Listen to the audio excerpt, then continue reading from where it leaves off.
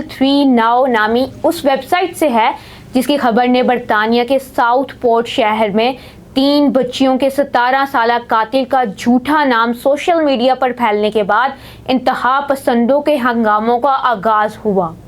इसी वेबसाइट ने यह गलत दावा भी किया था कि हमला आवर पनाह गुज़ीन है जो 1 साल कबल गैर कानूनी तरीके से कश्ती के जरिए बरतानिया पहुंचा था। दीगर ज़राए से ऐसी गलत इत्तलाआत हैं कि हमला आवर मुसलमान था। इसने भी हंगामों की वजह बनी जिनके दौरान मुसलमान आबादी समेत मसाजिद को निशाना बनाया गया। बरतानिया में फसादात और पुरतशद्दुद मुजाहिरों का हालिया सिलसिला तब शुरू हुआ जब 29 जुलाई को बरतानिया के शुमाल मगरिब में वाक़िए शहर साउथ पोर्ट में चाकू से किए गए एक हमले में 3 बच्चियां हलाक हो गई थीं।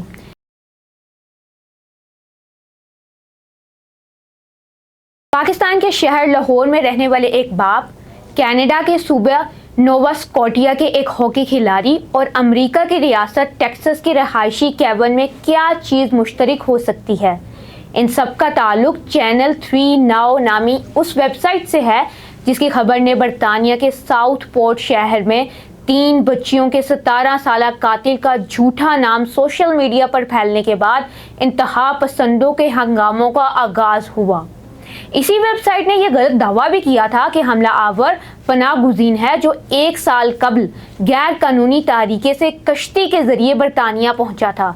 दीगर ज़राए से ऐसी गलत इत्तलाआत हैं कि हमला आवर मुसलमान था। इसने भी हंगामों की वजह बनी जिनके दौरान मुसलमान आबादी समेत मसाजिद को निशाना बनाया गया। बरतानिया में फसादात और पुरतशद्दुद मुजाहिरों का हालिया सिलसिला तब शुरू हुआ जब 29 जुलाई को बरतानिया के शुमाल मगरिब में वाक़िए शहर साउथ पोर्ट में चाकू से किए गए एक हमले में 3 बच्चियां हलाक हो गई थीं। इसका पस मंज़र बताते हैं। इस परेशान कुन वाक़ियात 29 जुलाई को साउथ पोर्ट के एक डांस स्कूल में छुरा गोंपने के वाक़े से शुरू हुए जहां 3 बच्चे अपनी जान से हाथ धो बैठे। हुकाम की जानिब से इस बात की तस्दीक के बावजूद कि मुश्तबा शख्स मुसलमान नहीं था, गलत मालूमात तेज़ी से ऑनलाइन फैल गई कि हमला आवर एक इस्लामी तारिकीन वतन था। मुश्तबा शख्स की शनाख्त एक्सल रुडाकुबाना के नाम से हुई जो वेल्स में रवांडा वालिदैन के यहाँ पैदा हुआ था। इस पर 6 साल बेबी किंग, 7 साल एल्सी डोट और 9 साल एलिस डालसीविया के कत्ल के साथ साथ 8 दिगर बच्चों और 2 बालिगों को चाकू मारने के इल्ज़ाम में कत्ल की कोशिश के 10 इल्ज़ामात के साथ चार्ज किया गया। ये एक खौफनाक हमला था, लेकिन इसके फ़ौरन बाद गलत मालूमात ऑनलाइन फैल गई कि हमलावर मुसलमान था। इसकी वजह से दरमियानी उम्र के सफ़ेद फार्म इंतहाई दाएं बाजू के मर्दों का एक बड़ा ग्रुप साउथ पोर्ट में एक मस्जिद के गिर्द जमा हुआ, पुलिस पर हमला किया, एक वैन को आग लगा दी और इस्लामोफोबिक नारे लगाते हुए मस्जिद पर मुख्तलिफ अशिया भी फेंकी। मुसलमानों के साथ इस मसले का कोई ताल्लुक न होते हुए भी इसे एक मुस्लिम मसले में तब्दील कर दिया गया। ये गलत मालूमात बुनियादी तौर पर सोशल मीडिया पर गुमनाम अकाउंट्स के जरिए फैलाई गई थी जो इस्लामोफोबिया को फ़रोग देने और मुसलमानों को दहशतगर्द, मुतशद्दिद और बदसलूकी के तौर पर पेश करने के लिए बनाए गए थे। BBC की इन्वेस्टिगेशन के मुताबिक चैनल 3 नाउ वेबसाइट दरअसल सोशल मीडिया के जरिए पैसा बनाने के लिए जराइम की खबरों का सहारा लेती है। एक शख्स जिसने इस वेबसाइट की इंतजामिया का हिस्सा होने का दावा किया बताया कि हमला आवर का गलत नाम नहीं छापना चाहिए था, लेकिन ऐसा सोच समझकर नहीं किया गया बल्कि ये एक गलती थी। वाज़ेह रहे कि इस खबर को किसने तहरीर किया ये भी वाज़ेह नहीं क्योंकि इस पर किसी भी मुसन्निफ का नाम नहीं लिखा हुआ। नोवा स्कॉटिया के हॉकी खिलाड़ी जेम्स भी इसी वेबसाइट से मुंसलिक हैं। जेम्स के फेसबुक फ्रेंड्स में से एक का नाम फरहान है। फरहान को सोशल मीडिया की मदद से ही पैगाम भेजा तो उन्होंने बीबीसी के इन्वेस्टिगेटर को इंस्टाग्राम पर ब्लॉक कर दिया, लेकिन कुछ ही देर बाद इन्वेस्टिगेटर को चैनल 3 नाउ के ईमेल अकाउंट से जवाब मौसूल हुआ। राब्ता करने वाले शख्स ने अपना नाम केवन बताया और कहा कि वो टेक्सास में रहता है। केवन ने दावा किया कि वो वेबसाइट के मरकजी दफ्तर से बात कर रहा है जो अमेरिका में ही वाक़िया है। पहले इसने मुदीर होने का दावा किया, लेकिन फिर कहा कि वो खबरों की तस्दीक करने वाला प्रोड्यूसर है। केवन ने वेबसाइट के असली मालिक का नाम बताने से इनकार करते हुए कहा कि इन्हें अपने अलावा तमाम काम करने वालों की भी फिक्र है। केवन के मुताबिक इस वेबसाइट के लिए पाकिस्तान, انڈیا، امریکہ اور برطانیہ سے تعلق رکھنے والے 30 سے زیادہ لوگ کام کرتے ہیں، جن کی خدمات فری لانسر ویب سائٹ کی مدد سے حاصل کی گئیں۔ ان میں لاہور کے فرحان بھی شامل ہیں۔ تاہم کیون نے اس کی خبر میں غلطی کی ذمہ داری برطانیہ میں موجود ٹیم کے اراکین پر عائد کی۔ چینل 3 ناؤ کے جھوٹے دعووں کے بعد اس پر روس کی ریاست سے منسلک ہونے کا الزام بھی لگا تھا، لیکن کیون کا دعویٰ ہے کہ یہ ویب سائٹ پہلے ایک روسی زبان کا چینل ہوا کرتا تھا، جس کا نام تبدیل کر دیا گیا۔ کچھ عرصہ قبل اس چینل پر پاکستان سے متعلقہ مواد بھی شائع ہونے لگا تھا، جہاں فرحان رہتے ہیں، اور خود ویب سائٹ کے مطابق اس کے لیے کام کرنے والوں کا پاکستان سے بھی تعلق ہے۔ کیون کا کہنا ہے کہ ان کی ویب سائٹ کمرشل ہے، جو پیسہ کمانے کے لیے زیادہ سے زیادہ خبریں شائع کرنے کی کوشش کرتی ہے۔ اس ویب سائٹ پر موجود زیادہ خبروں کا بظاہر حوالہ مصدقہ ذرائع سے ہی لیا گیا، جو امریکہ میں ہونے والے جرائم اور ٹریفک حادثات کے بارے میں تھیں۔ تاہم ویب سائٹ نے ساؤتھ پورٹ کے حملہ آور سمیت ڈونلڈ ٹرمپ کو قتل کرنے کی کوشش کرنے والے شخص کے بارے میں بھی غلط اور جھوٹی معلومات شائع کی ہیں۔ ساؤتھ پورٹ کی خبر شائع کرنے کے بعد کیون کے مطابق ویب سائٹ کا یوٹیوب چینل اور متعدد فیس بک پیج بھی سسپینڈ ہو چکے ہیں، تاہم ایکس اکاؤنٹ ابھی تک فعال ہے۔ کیون کا کہنا ہے کہ ساؤتھ پورٹ واقعے کے بعد ہنگاموں اور سوشل میڈیا پر آنے والے طوفان کی ذمہ داری صرف ایک چھوٹے سے ایکس اکاؤنٹ پر عائد نہیں کی جا سکتی۔ کسی حد تک ان کی بات درست بھی ہے، لیکن ان کی غلط خبر جھوٹی افواہیں پھیلانے والوں کا ذریعہ ضرور بنی۔